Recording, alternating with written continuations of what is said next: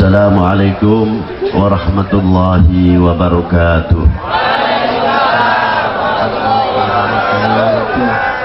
Alhamdulillahi wahdah, wassalatu wassalamu ala sayyid al-kamil bil fadail alladhi khassastahu fil azal bi sahibi jami'i sifatil kamaliyah al-munfaridi bi khalqihi wa khuluqihi bi ashrafil khususiyah النبي الأمي الحبيب العالي القدر العظيم الجاه ولم يخلق الخلاق خلقا مثله لا قبله ولا بعده عبد منه منزلته عند حضرة سلطان المملكة الأحدية وجعلته واسطة العظمى لأهل لا إله إلا الله سيدنا محمد رسول الله مفتاح الدار السلام في مقعد صدق عند مليك مقتدر ذي الجلال والكمال والإكرام وحده لا شريك له موصوف بكل كمال منزه عن كل نقص وهو جميع الكمال وغني عمن سواه أشهد أن لا إله إلا الله وأشهد أن محمد رسول الله رضينا بالله ربا وبالإسلام دينا وبسيدنا محمد النبي ورسولا صلى الله عليه وعلى آله في كل لمحة ونفس عدد ما وسعه علم الله.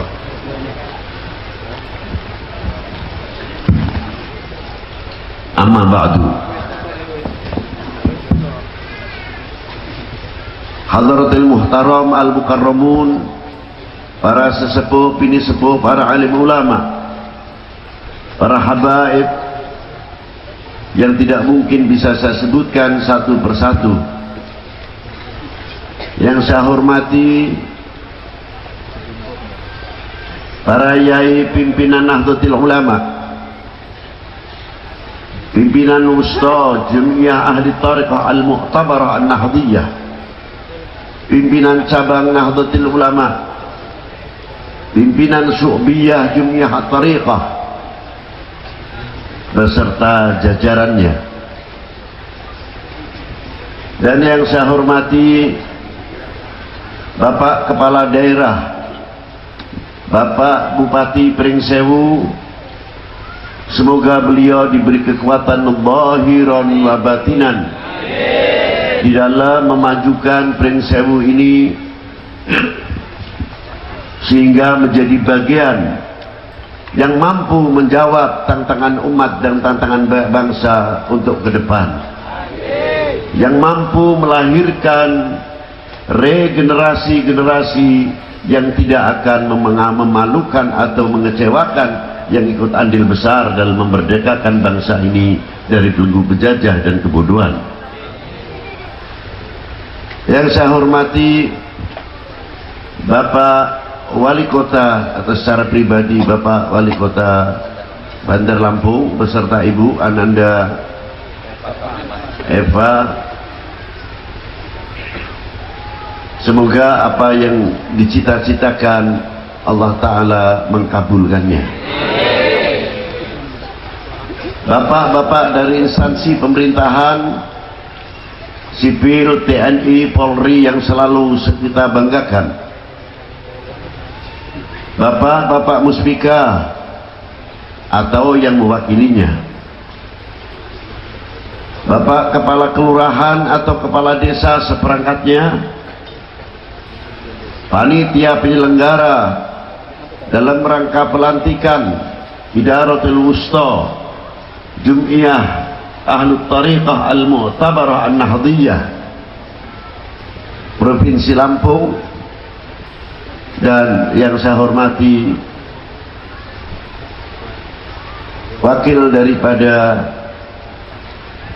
Nadir atau pengurus besar Jum'iyah Tariqah yang baru saja telah melantik Idaratul Wusta yang baru periode 2013 sampai 2018. Saya ucapkan selamat. Semoga Allah Ta'ala memberikan kekuatan zahiran wa batinan dalam mensiarkan tariqah menuju jalan Allah Subhanahu wa ta'ala. Hadirin wal hadirat rahimakumullah, ma huwa tariqah? Apa sebenarnya tariqat itu? Apakah ilmu tariqat itu, tariqat ini wadah untuk ajang politik? Tidak. Tariqah bukan untuk bemper politik. Tariqah secara jum'iyah bukan untuk bemper politik, kepentingan politik, ajang politik. Tapi jum'iyah tariqah adalah yang mewadahi beberapa tariqah al-mu'tabarah yang ada di Indonesia ini, yang resmi, yang mempunyai musalsal dari mursyidnya sampai baginda Nabi sallallahu taala alaihi wa alihi wasallam. Ma'asyiral muslimin rahimakumullah, pakaian orang ahli tariqah jelas pakaiannya adalah tasawuf. Ada beberapa pendapat dari sudut balaghah, tasawuf diambil dari kalimah sofi, pakaian yang putih, silahkan saja.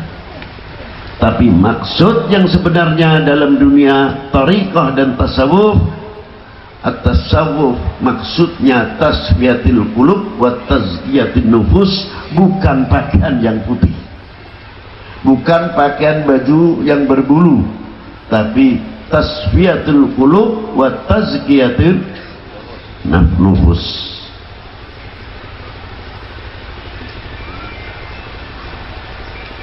Ma'asyiral muslimin rahimakumullah, kita kembali ke dalam dunia ilmu fikhiyah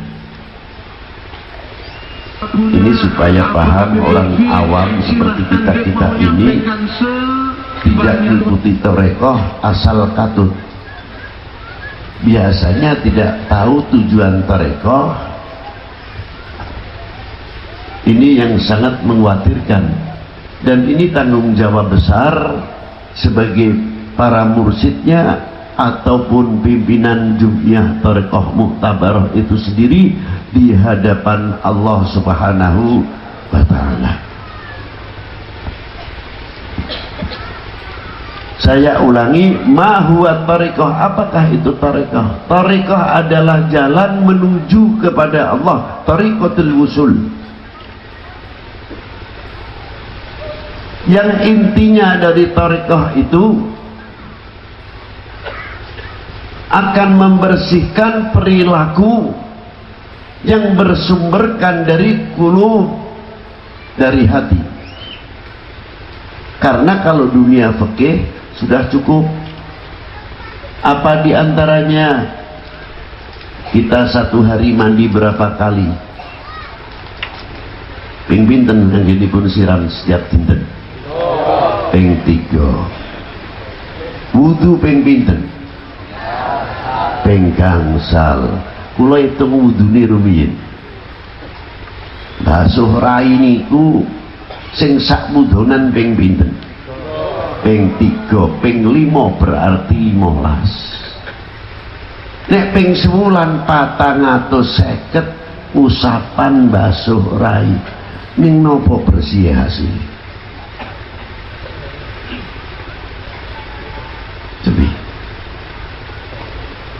Apakah muka ini hanya bersih kena air wudhu saja? Ya jelas, kalau secara zahir. Tapi pertanyaannya, wudhu kita membasuh muka kita ini sampai ke batiniahnya atau tidak? Kata Imam Ghazali, wudhunya kita itu mencapai batiniahnya atau tidak? Itu baru wudhu dan baru mandi. Satu contoh, bagian yang diwudui termasuk anggota muka ini dan anggota kepala, mata ini bagian, mulut termasuk kesiram air wudhu, mata, telinga ada bagiannya sendiri nanti. Kalau sudah ubun-ubun baru dua telinga, baru kaki. Ma'asyiral muslimin rahimakumullah, kita selalu membasuh setiap bulan secara kalkulasi 450 kali. Dan setelah kita menggunakan wudhu, kita bawa wudhu tersebut. Usalli fardhu subhi yang subuh, usalli fardhu zuhri yang zuhur, usalli fardhu asri yang asar, usalli fardhu maghribi yang maghrib, usalli fardhu isya'i yang isya. Mulai kita mengangkat tangan setelah kita qasdu wa ta'yin, tempatnya niat adalah di hati, wa talaffuduha biha sunnatun, mengucapkan dalam niat adalah sunnah. Sudah, jangan meributkan tentang usolli ya. Yang pakai usolli monggo, yang tidak pakai usolli monggo, yang penting niatnya. Negara lain sudah bikin nuklir, negara lain sudah bikin kendali, alat-alat persenjataan yang modern, alat pertempuran yang luar biasa dengan Sputnik, jet dan lain sebagainya. Dari ilmu kedokteran sampai kapsul tablet yang diminum kita juga. Tidak cukup dari itu, sampai dunia pertanian yang luar biasa. Sampai kita terkadang dalam dunia pertanian banyak lupanya. Contohnya apa? Ayam itu lahir di Indonesia, yang menetaskan kita, yang mengasih makan kita, yang memelihara makannya kita. Tapi setelah dewasa malah yang dapat nama orang lain, ayam Bangkok. Betul? Betul? Betul. Duren yang menanam kita, yang membesarkan sebabnya kita, yang rabuk kita. Setelah dapat durennya besar, duren montong, duren Bangkok. Masya Allah. Sampai jambunya jambu Bangkok. Kita kebagian gula Jawa. Alhamdulillah. Gula Jawa. Alhamdulillah. Nah, itu terus dipelihara saja, akhirnya tidak maju. Bangsa lain sudah maju luar biasa, kita masih ribut usolli Sayyidina. Kita masih ribut, nanti 5 tahun sekali toblosan, lain lagi, pilihan caleg lain lagi, masing-masing. Sampai setelah hasil dan tidak, 3 bulan antar kiai dan kiai, habaib dengan habaib tidak akur gara-gara kurang puas dalam pilihan. Betul? Sampai kapan? Sampai kapan saya tanya? Inilah. Maaf, saya di tengah-tengah dulu. Ustadz sama ustadz, ustadzah sama ustadzah, beda baju. Assalamualaikum. Salam. Karena apa? Beda baju. Kalah dengan dangdut. Kalah dengan kompak luar biasa. Yang nabuh gitar santai kan. kripennya main, yang nabuh viol asik, yang nabuh organnya enak, masing-masing. Yang kendang caranya nabuh kendang, yang organ, yang viol, yang gitar, yang bass, yang melodi, yang kripen, itu tidak ada yang akur. Kalau lihat dohiriahnya tidak ada yang ngakur, tapi lagunya bisa menjadi satu, enak didengarkan, dinamikanya banyak, tapi bisa menyuarakan satu. Berarti kalau kita masih jadi oknum ustadz, oknum kiai masih ribut, berarti kalah dengan dangdut.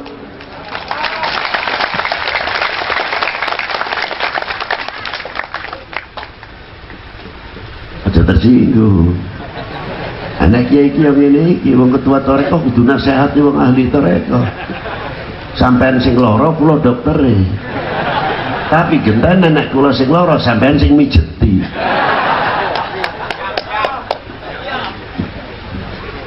Iki ngoten. Allahumma Brian.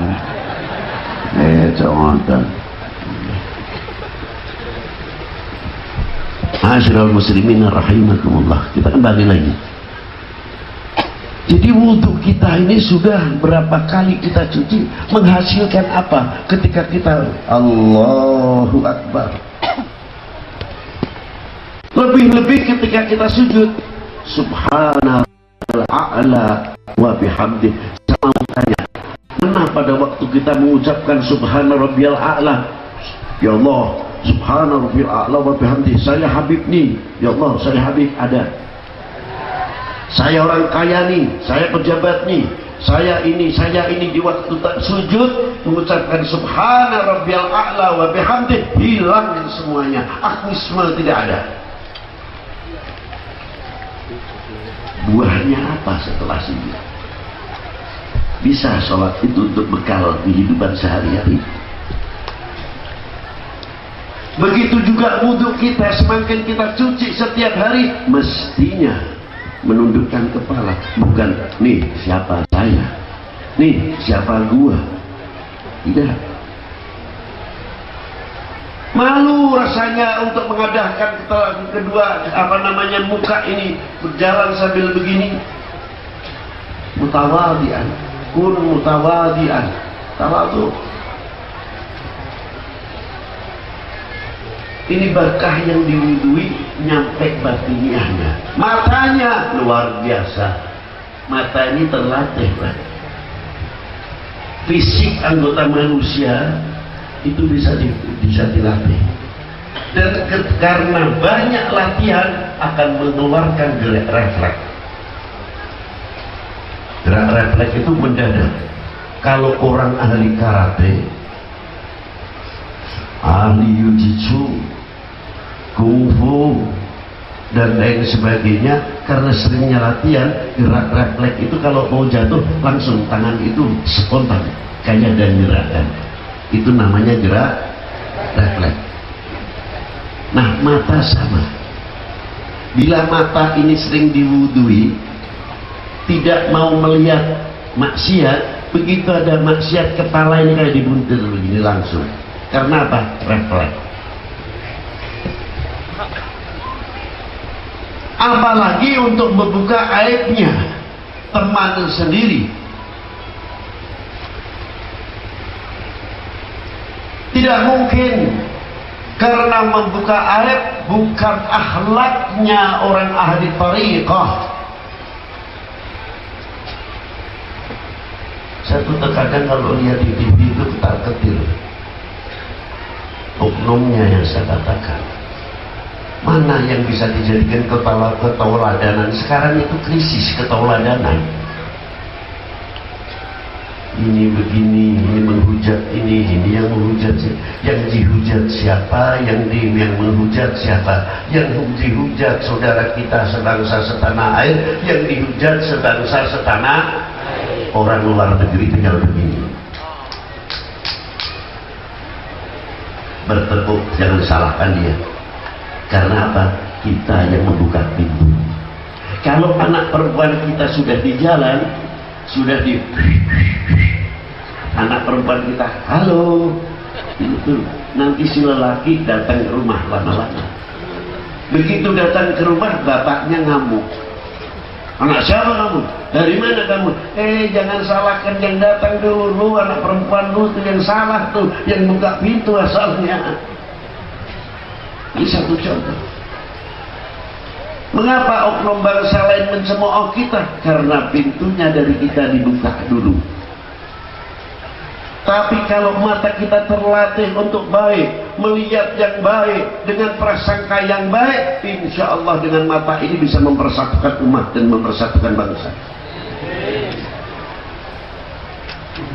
Dengan telinga ini kita mempunyai filter, bisa menyaring mana berita-berita yang baik, berita yang hak. Dan seandainya ini berita benar, akan memecah belah umat Islam atau tidak, atau akan memecah belah bangsa ini, atau akan mengadu domba antar umat beragama, telinga ini akan menjadi filter. Karena apa? Diwarnai setiap sholat, telinga ini kita kenalkan setelah diwudui, kenalkan kepada yang menciptakan telinga. Siapa? La ilaha illallah. Mata kita ajak sholat setelah kita wudui, supaya mata kita kenal kepada yang menciptakan mata kita. Siapa? La ilaha illallah. Mulut kita, lisan kita, gigi kita, kita kenalkan kepada yang menciptakan mulut ini. Siapa yang menciptakan? La ilaha illallah. Mulut kita kenal kepada Allah, mata kita kenal kepada Allah, telinga kita kenal kepada Allah, mata kita cinta kepada Allah, telinga kita cinta kepada Allah, mulut kita cinta kepada Allah, mata kita kenal kepada Allah. Luar biasa. Tidak cukup cinta, tapi mata kita takut kepada Allah, telinga kita takut kepada Allah, mulut kita takut kepada Allah. Karena setiap salat kita kenalkan mulut kita, telinga kita. Peranan orang ahli tariqah itu diantaranya. Ma'asyiral muslimin rahimakumullah, mulut kita paling tidak ada filternya. Bagaimana kalau saya ke sana, bagaimana saya ke sini, omongan saya ini benar atau tidak? Sebab terkadang mulut itu lebih tajam daripada pedang. Mata kita, termasuk telinga kita, kalau tidak ada filter. Dari itu ma'asyiral muslimin rahimakumullah, hiasilah mulut kita dengan kalimat la ilaha illallah. Ini mulut. Coba saja pendidikan akhlak dari hasil karya sholat. Secara ringkas saja, waktunya sudah siang. Di sini ada entah tidak, saya tidak tahu.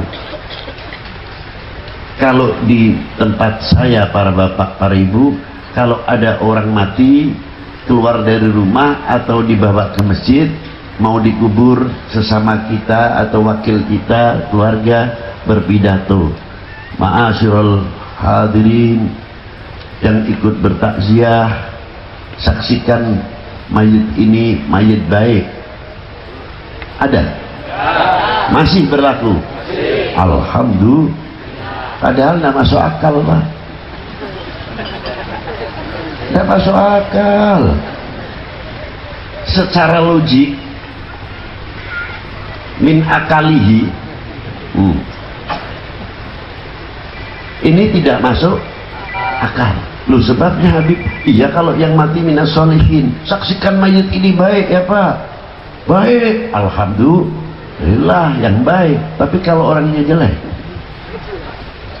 kita tahu perbuatannya. Begitu di masjid, Pak Kiai atau Pak Ustadz atau wakil keluarga menyatakan, saksikan ma'asyiral muslimin bahwa mayit ini baik, baik, jelek, baik. Maka saya mengatakan akal menolak. Tapi justru itu yang luar biasa. Apa rahasianya? Kalau sudah bapak-bapak ini mulutnya berani mengucapkan baik, memperingan orang yang mati dalam keadaan jelek, dosanya kita sudah berani menyatakan baik, berarti kita paling tidak telah memaafkan atas perbuatan itu. Yang kedua, berarti kita menyatakan mayat itu baik, lebih-lebih orang baik. Orang yang tidak baik saja, berarti bapak dan ibu dituntut kekonsekuenan. Untuk apa? Menutup buku lembaran-lembaran hidupnya almarhum atau almarhumah. Jangan diungkit-ungkit lagi. Itu maksudnya.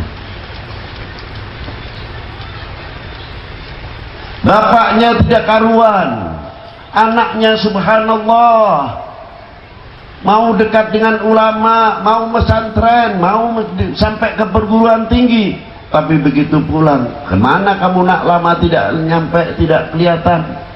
Aduh Ustaz, saya baru sekarang di pesantren. Di mana? Pesantren si A.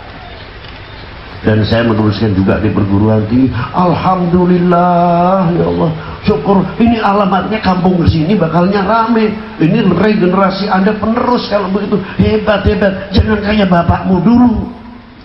Ini aneh, sudah diangkat dibanting.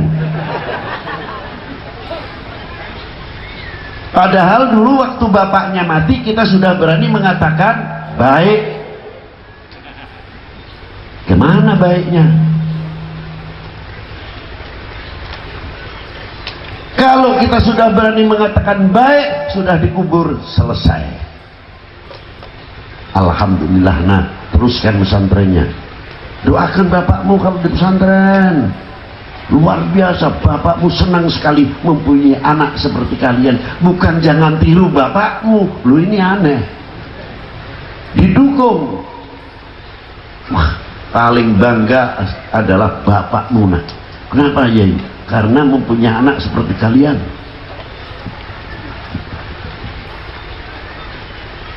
Di antara para bapak yang luar biasa, yang paling berbahagia banyak. Siapa? Ayahnya Syekh Abdul Qadir Al-Jilani, mempunyai anak Syekh Abdul Qadir Jilani. Bapaknya Syekh Ahmad Rifai itu paling bangga karena mempunyai anak Sultanul Aulia. Sultanul Aulia Sayyidina Faqih Muqaddam Muhammad bin Ali, Abdullah bin Umar Syatari, Sayyidi Syekh Abdul Qadir Al-Jilani, Syekh Ahmad Rifai, Syekh Ibrahim Ad-Dasuki, Sayyidi Syekh Ahmad Al-Badawi, Syekh Ibrahim Ad-Dasuki, dan Sayyidi Syekh Abil Hasan Al-Jadili, Sayyidi Syekh Muhammad bin Muhammad Bahauddin Naqsyabandi, Syekh Ahmad At-Tijani, Syekh Ahmad bin Idris Al-Hasani, Sayyidi Jamaluddin Husain, Syekh Jumadil Kubro mempunyai anak Ibrahim Asmorokondi, Syekh Ahmad Syahjalal mempunyai anak Jamaluddin Husain, dan Syekh Ibrahim Asmorokondi mempunyai anak-anak sampai sekarang bisa memberi contoh kepada bapak-bapak apa diantaranya dalam kubur masih bisa memberi makan kepada yang hidup. Saya tidak berbicara ingkar, realita. 500 tahun yang lalu Sunan Ampel wafat. Kuburannya di tengah kampung, jauh dari jalan raya, tiap-tiap perkampungan rame. Di situ toko-toko malah di dalam kampung, dari Ampel Gading, Ampel Dento, Ampel Suci. Mau beli sarung Samarinda, busana muslim yang mahal, minyak harum, parfum ala Timur Tengah, dan makanan Timur Tengah ada di Ampel. Semua bonceng sama Sunan Ampel. Bukan toko di pinggir jalan. Secara logika mestinya kalau buka toko di pinggir jalan yang ramai. Ini tidak. Saya tanya, lu kah buka kampung di sini? Lu Beb, setiap malam Jumat hari biasa saja tidak mati 50 bis.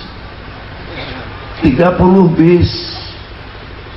Tapi kalau malam Jumat lagi Beb, lebih daripada 200 bis.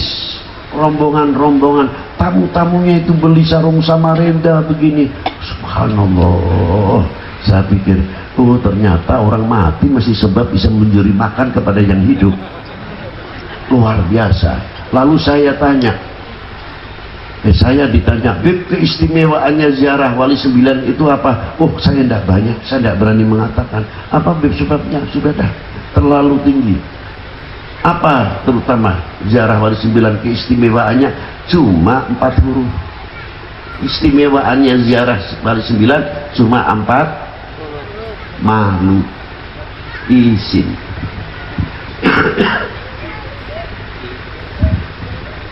Orang datang ke Sunan Ampel, salamullah ya sadah minar rahman ya ghasyakum ibadallah ji'nakum qasadnakum.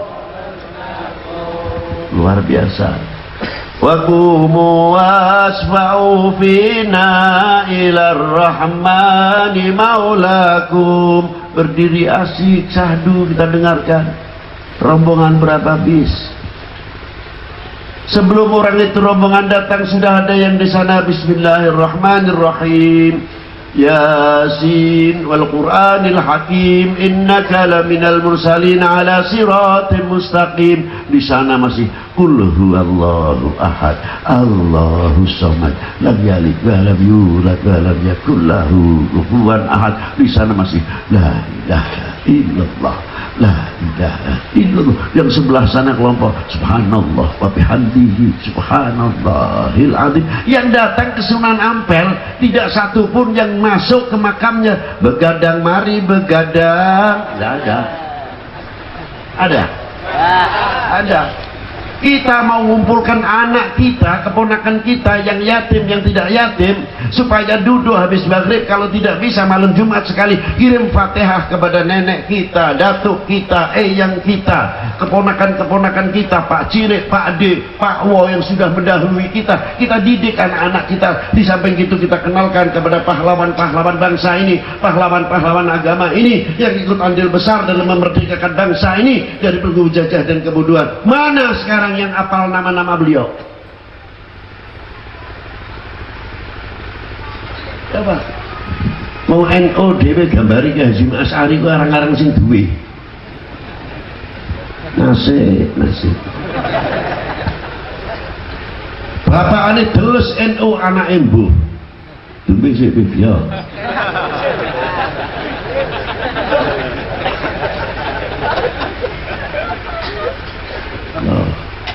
Itu satu. Ila hadarat Nabi Mustafa Sayyidina wa Maulana Muhammadin sallallahu ta'ala alaihi wa alihi wa sallama. Sudah wali 9. Wa ila hadarat Kanjeng Prirat Diponegoro Sentrot Prawiro Dirjo Imam Bonjol Ki Hasan Maulani Ki Rifai sampai Ibu Kartini Cik Ditiru sampai Tengku Umar dan tokoh-tokoh pejuang sampai Bapak Jenderal Sudirman, Bapak Soekarno, Bapak Soeharto. Kenapa disebut? Sudah mengatakan baik kan? Sudah mengatakan baik dah. Kenapa masih diungkit-ungkit terus? Baik tidak? Dan tegas. Baik tidak? Jangan diungkit-ungkit. Oh, dulu Soeharto berkata, walaupun bagaimana Pak Harto ikut andil besar mengisi kemerdekaan ini, dan main-main. Pak Karno telah mengisi kemerdekaan, setelah berjuang memerdekakan bangsa ini dari belenggu penjajah. Beliau ikut andil memerdekakan bangsa ini, mengisi kemerdekaan, menjadi proklamator Republik Indonesia. Tegas berani mengucapkan Indonesia. Jangan menjadi bangsa yang cengeng. Kalau menyebutkan Indonesia, tunjukkan kami fanatik sebagai bangsa Indonesia. Kali lagi Indonesia. Itu namanya orang Indonesia tenang saja. Indonesia. Lu kan nganggu perang sampean. Maju jalan dorpok.